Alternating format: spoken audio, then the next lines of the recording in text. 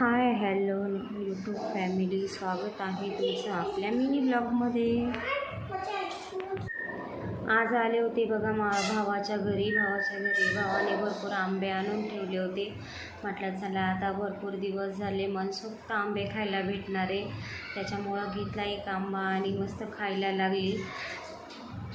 किती नाही म्हटलं तर माहेरी आल्यावर माहेर म्हटलं की ते बालपण, छोट्या लहानपणीचे दिवस हे सगळं आठवतं. आपल्या घरी असलं म्हणजे आपले लहान मुलं असतात, लहान मुलांचं करता हे करता तसाच दिवस जातो. आपण आपलं स्वतःला हरवूनच जातो. कधीतरी माहेरी गेल्याच्या नंतर आपण आपलं लहानपणी जपत असतो. तसंच मी एक जपण्याचा प्रयत्न केला.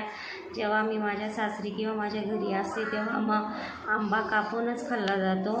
असा डायरेक्ट चुकून किंवा काही हे करून खाल्ला जात नाही. तर मग आज होते भावाच्या घरी, म्हटलं चला आंबा न कापता असंच खायला घ्यायचं आहे. असाच आंबा खायला घेतला.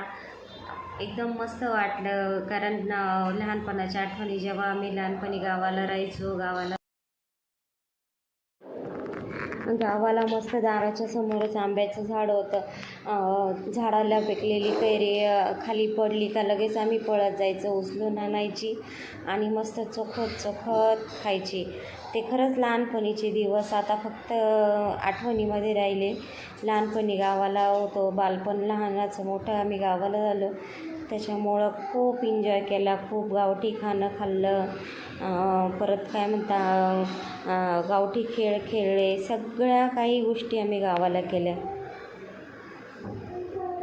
आता शहरामध्ये कसं आहे का, लिमिटमध्येच राहणं, लिमिटमध्येच खाणं किंवा मोजकंच असं. तसं गावाला कसं नारळाचे झाडं, आंब्याची झाडं, चिक्कू, पेरू सगळे झाडं, माझ्या माहेरी सगळे झाडं होते. फुल एन्जॉय केला गावाला.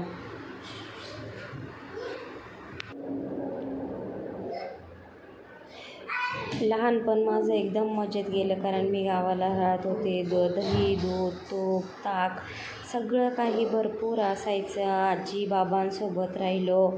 एकदम मनसोक्त आनंद घेतला लहानपणीचा.